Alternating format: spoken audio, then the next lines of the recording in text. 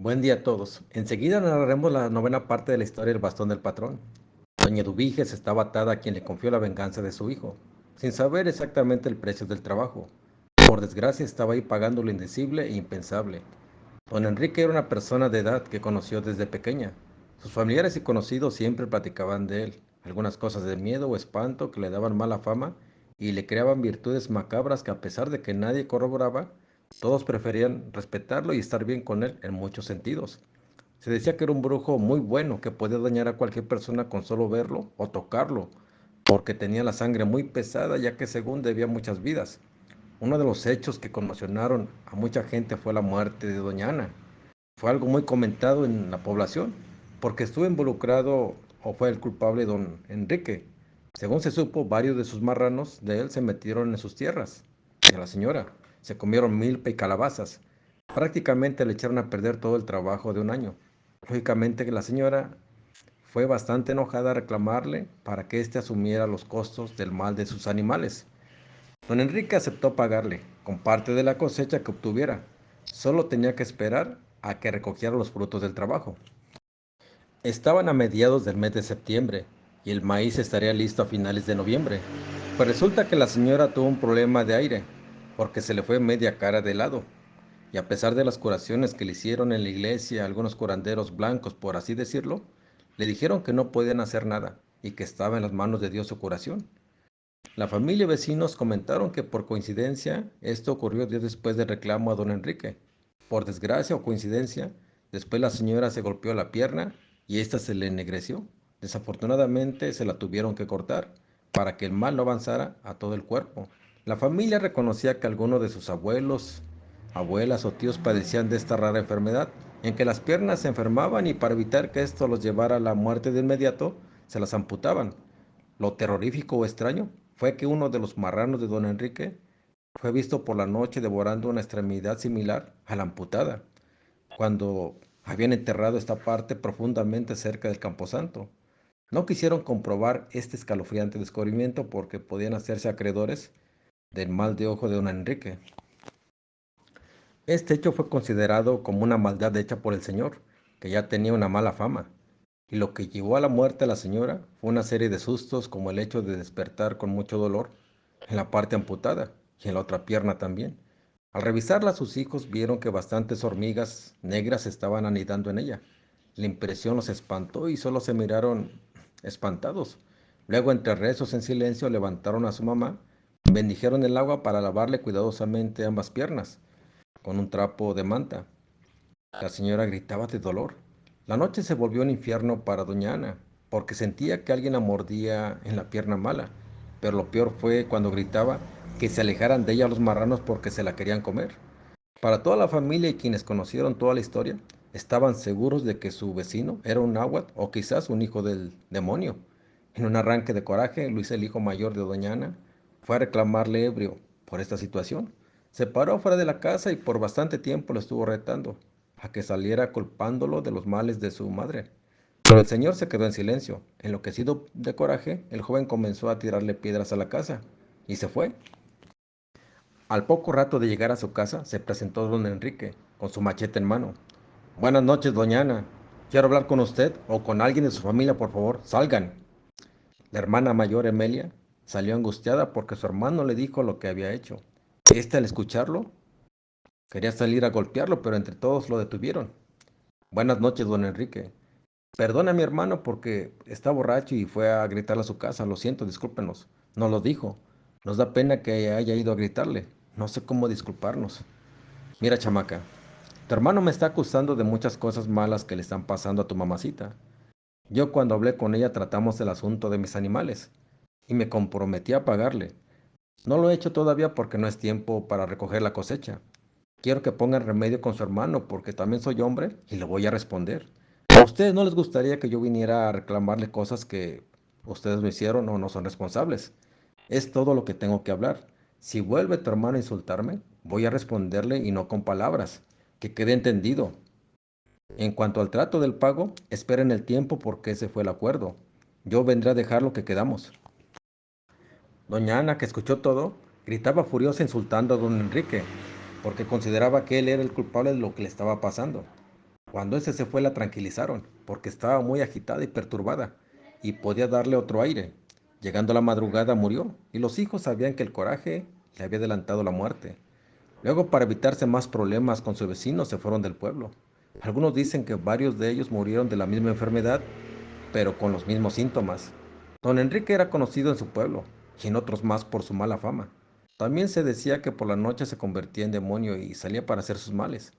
Las personas más cercanas a Eduviges le decían que no debía acercarse mucho a don Quique, como le decía la gente de su confianza, pero que no le hiciera ningún desdén, porque tal vez podría recibir una represalia por cualquier medio, por lo que cuando lo llegaba a ver, lo saludaba tímidamente, bajando la cabeza.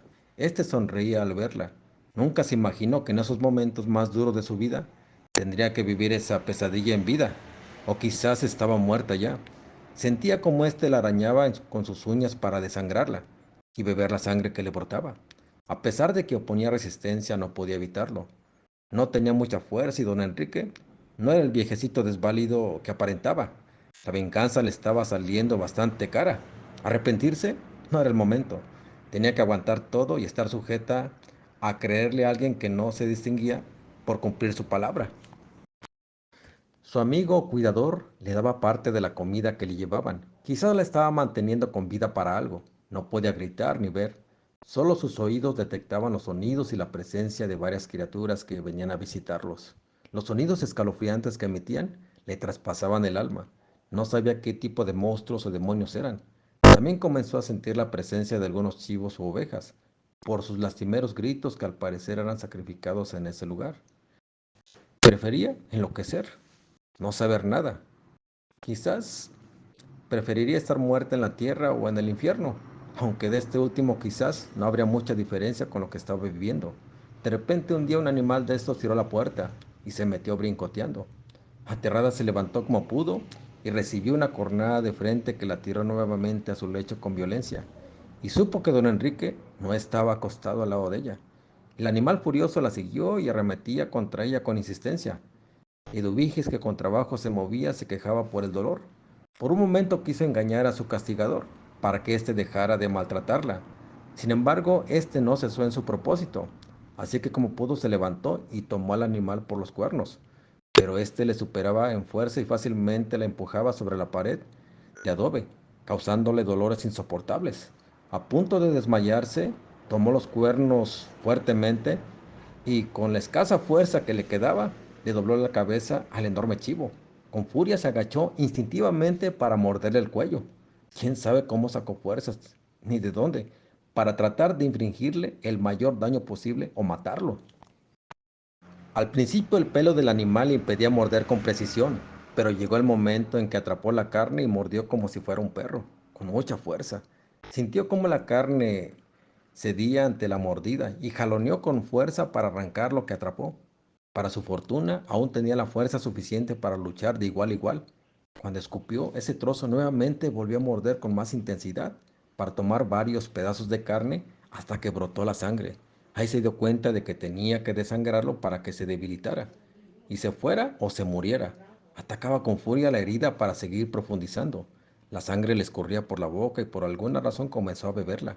Al principio para no separarse del cuello del animal y por otro lado porque comenzó a agradarle el sabor. Luego sintió como pudo profundizar la mordida para escarbar el cuello, hasta que este pobre animal gritaba de dolor al ser sacrificado como lo hacían los matanceros para comérselos después. Siguió insertando su boca cada vez más adentro hasta que el animal comenzó a debilitarse porque su cabeza y el cuerpo ya no tenían la fuerza para separarse de su ahora agresora. Poco a poco sintió como el animal comenzaba a ablandar el cuerpo y a temblar. Sabía que le faltaba poco para matarlo y siguió hasta que éste cayó por completo. Pero ahora sentía la necesidad de beber su sangre porque la había reanimado, dándole la fuerza suficiente para matarlo. Después de beber lo que pudo, se paró para irse a acostar nuevamente. Solo que al irse levantando notó que alguien llegaba, por lo que apuró el paso para acostarse. El olor característico de don Enrique anunció su presencia, y este se agachó para beber de igual manera la sangre que brotaba aún del animal. Ella no hizo ningún ruido para evitarse problemas. Después sintió el helado cuerpo pasar encima de ella para acurrucarse muy cerca y abrazarla de espaldas. Poco a poco estaba perdiendo la razón y la noción de los días y las noches por el miedo en que vivía.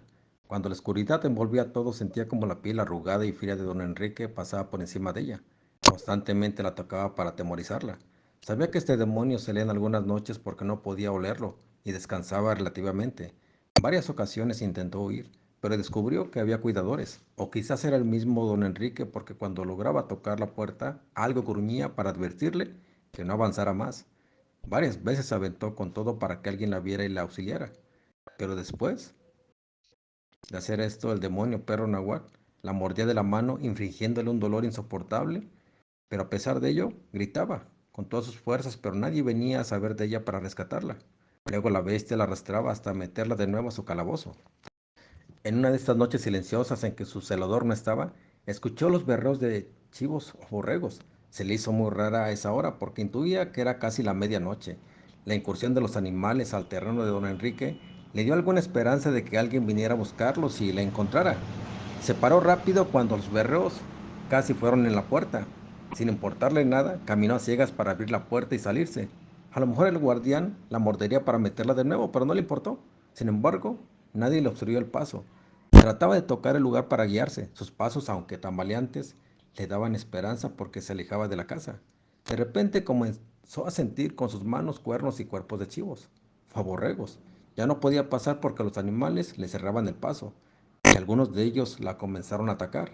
Ella estiraba los brazos para defenderse de los embates. No te preocupes porque ahora irá la tuya, Eduviges. Será mi modo y como lo piensas. Pero te diré que no eres la única con la que tengo apalabrado este tipo de asuntos. Ya ves, estos animalitos también están buscando venganza. Hay otros más también que tengo que atender, pero te brindaré muy pronto una alegría que disfrutarás como no te imaginas, pero como la quieres. Don Alejandro Gama, pensativo sobre la macabra muerte de Genoveva, ordenó que todos los hombres estuvieran al pendiente en sus casas. A los que no tenían ningún arma les proporcionó machetes para defenderse, y si alguien escuchaba ruidos de bestias, que gritaran o le pegaran a sus ollas de fierro para que todos escucharan y fueran a apoyarlo. Como era hombre de campo a pesar de su encumbrada posición, reconocía que este tipo de animales al cazar presas de una manera fácil tienden a repetir estos hábitos, y por eso la gente que vivía cerca de la difunta les pidió que se fueran a la casa grande.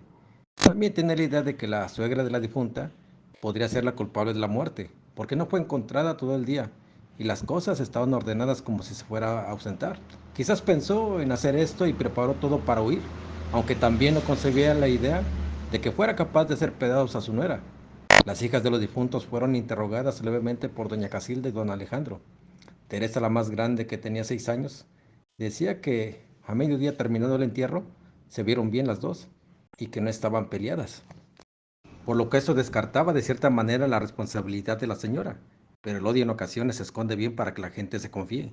Germán, por otro lado, seguía su vida igual, pero no recordaba haber asesinado a Genoveva de esa cruel manera.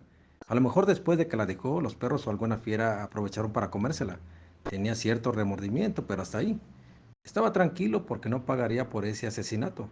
Su cara le ardía demasiado y sentía que Genoveva le causó heridas muy profundas porque no le bajaba la intensidad del dolor. Su mujer, después de que fue golpeada injustamente, con miedo le revisó a ver qué tenía para curarlo, pero no notó aberturas en su piel. Sin embargo, no le dijo nada porque se arriesgaría a otra golpiza.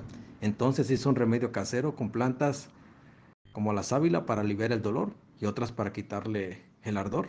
Esa noche el asesino no pudo dormir por la molestia en su cara. Afortunadamente no hubo llamadas de alerta o ataques. Al otro día las actividades se reanudaron normalmente, pero con la novedad de que estuvieran alertas con sus armas para repeler cualquier ataque.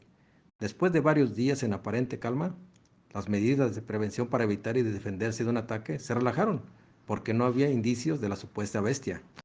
Aurora, la esposa de Germán, se daba cuenta de que él tenía algo mal en la mente, porque andaba de mal humor por el dolor que sentía en la cara. Sin embargo, no tenía nada. No le quería decir por miedo a otra golpiza, pero en su espalda tenía varios arañazos que se notaban a simple vista. Pensó que a lo mejor al caer se espinó la espalda, pero no tenía molestias en esa parte, o al menos él no le decía nada. Desde esa noche que llegó borracho, su conducta se hizo más agresiva, pero ahora andaba siempre con su paliacate amarrado a la cara sin causa justificada. Inclusive la gente con la que tenía cierta confianza le preguntaban acerca de su accidente. Simplemente decía que ya se estaba curando, que Estaba espinado y tenía ciertas heridas, hasta que cansado de que no sentía mejoría en los síntomas se quitó el paliacate. Observaba en un espejo pequeños verdugones ampulosos que le dolían tan solo con rozarlos con algo, y nuevamente le reclamó a su mujer, de manera fuerte y agresiva, el por qué no se había curado después de casi una semana. Espero que haya sido de su agrado este capítulo. Saludos a todos, cuídense.